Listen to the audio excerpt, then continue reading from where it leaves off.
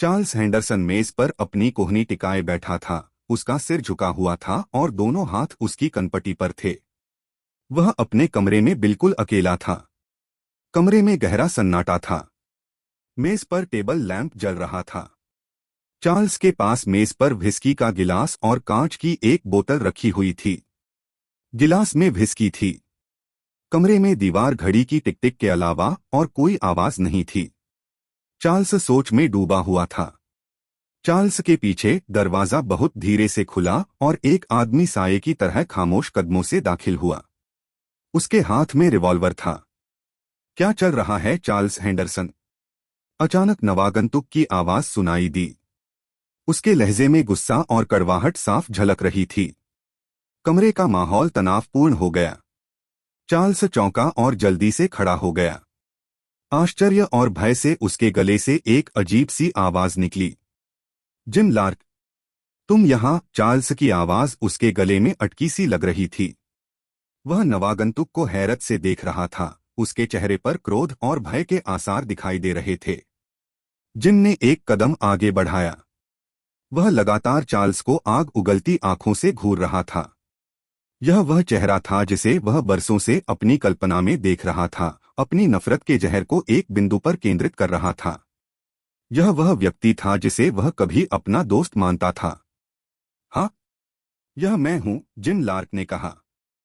उसके चेहरे का पीलापन बता रहा था कि वह लंबे समय से जेल में था। उसका आना निश्चित रूप से चार्ल्स के लिए अप्रत्याशित था। चार्ल्स ने एक कदम पीछे हटने की कोशिश की तो वह लड़खड़ा गया, लेकिन टेबल का सहारा लेकर संभलने में सफल रहा। उसने टेबल को इतनी कसकर पकड़ रखा था कि उसका हाथ सफेद नजर आने लगा था। उसका चेहरा पीला पड़ गया था। जिम लार्क निर्दयता से मुस्कुराया। उसकी आंखों में नफरत और तिरस्कार साफ झलक रहा था। जब वो बोला तो उसके लहजे में नफरत का जहर कुछ और बढ़ गया था।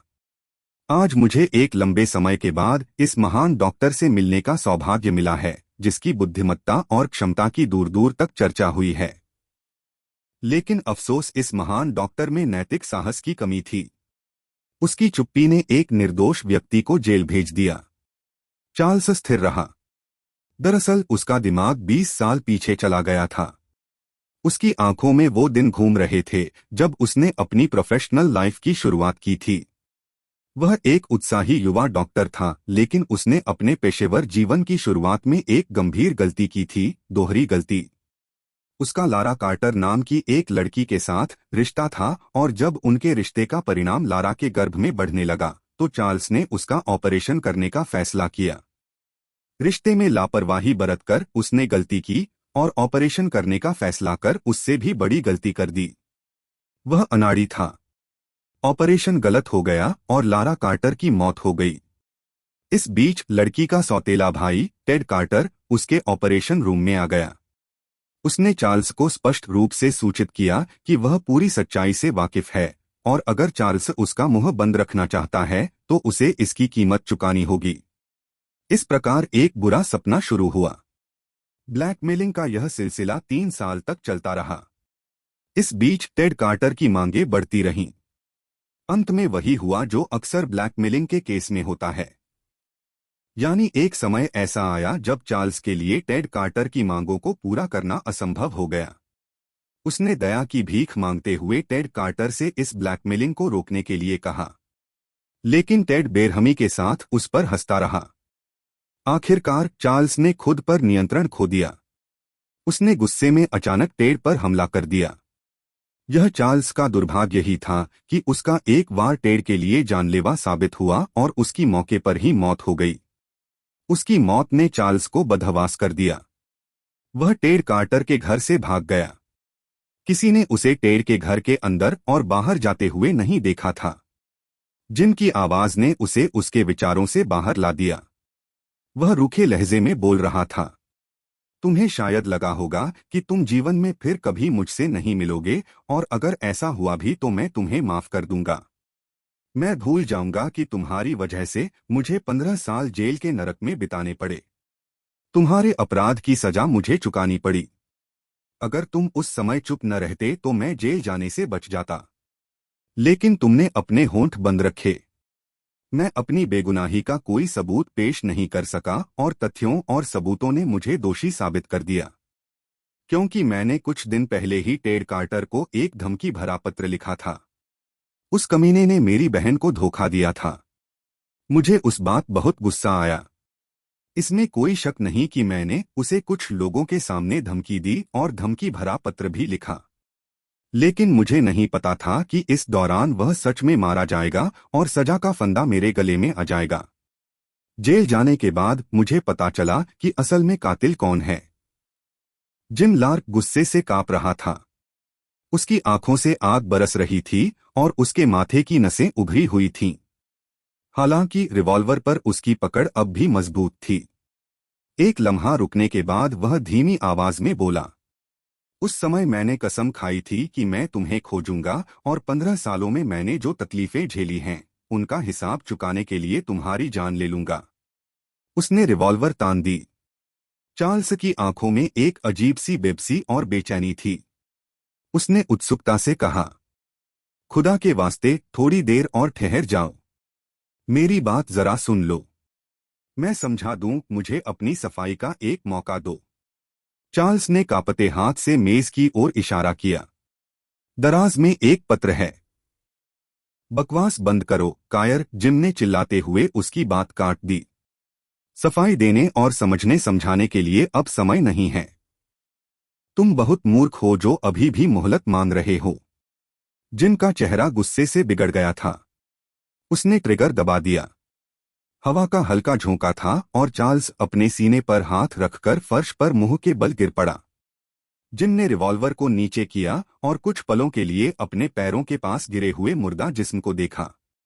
धीरे धीरे उसकी नसें शांत हो रही थीं। दहशत जा रही थी। दिल में ठंडक पड़ गई थी। उसने रिवॉल्वर जेब में रखा और कमरे में इधर उधर देखने लगा। उसकी नजर व्हिस्की के गिलास पर गई। मेरे लिए काफी अच्छा है, यहां ड्रिंक भी है। उसने जोर से कहा और गिलास उठाकर एक सांस में खाली कर दिया। ये तुम्हारे नाम का जाम है, स्वर्गीय चार्ल्स हेंडरसन। उसने लाश को देखा और व्यंग्यात्मक लहजे में बोला। गिलास को वापस मेज पर रखते हुए उसने अपने लिए बोतल से और व्हिस्की लेने का इरादा किया, लेकिन तभी उसे याद आया कि चार्ल्स ने एक पत्र का जिक्र किया था। उसने पत्र को देखने का फैसला किया। उसने तुरंत पत्र को ऊपर की दराज में से निकाला। वह पत्र चार्ल्स के वकील के नाम था। उसने लिफाफा खोला और उत्सुकता से पत्र पढ़ना शुरू किया, लेकिन साथ ही वह बेबसी से करहा उठा। उसके पेट और सीने में दर्द की तेज लहर दौड़ रही थी।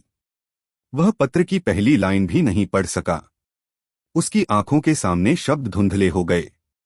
उसके पैरों में जान नहीं रही। वह फर्श पर गिर पड़ा। उसका शरीर कांप रहा था। अंत में उसका शरीर स्थिर हो गया और आंखें खुली रह गईं।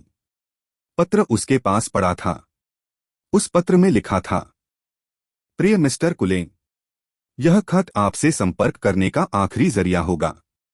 इसके बाद मैं आपको कभी किसी चीज के लिए परेशान नहीं करूंगा। आज मेरे एक दोस्त ने मेरे सबसे बुरे डर की पुष्टि की। मैं कैंसर की लास्ट स्टेज से गुजर रहा हूं। मेरी जिंदगी में कुछ ही दिन बचे हैं। हो सकता है कि मैं केवल कुछ हफ्ते ही जी सकूं। मेरे जीवन के आखिरी कुछ दिनों में मुझे जो गंभीर दर्द सहना पड़ेगा, उसे सहने की मुझ में हिम्मत नहीं है। इसलिए मैंने फैसला किया है कि मुझे सिसकते हुए मरने के बजाय एक तेज असर वाले जहर से अपने हाथों से अपनी जिंदगी खत्म कर लेना चाहिए। मैंने सुना है कि जिम लार्क को जेल से रिहा कर दिया गया है। मुझे यकीन है कि आप इसे ढूंढ पाएंगे। मैं आपको पहले ही बता चुका हूं कि मैंने अपनी सारी संपत्ति और अपना बैंक बैलेंस उसके नाम कर दिया है। मुझे उम्मीद है कि इस तरह मेरी नैतिक कमजोरी, कायरता और खामोशी की वजह से पिछले सालों में जिम को जो भी तकलीफें झेलनी पड़ी, उसकी कुछ भरपाई हो जाएगी। मैंने व्हिस्की के अपने आखिरी गिलास में जहर मिलाया है जो मुझे कुछ ही पलों में मार देगा। अलविदा। आपका दोस्त और क्लाइंट चार्ल्स हेंडरसन।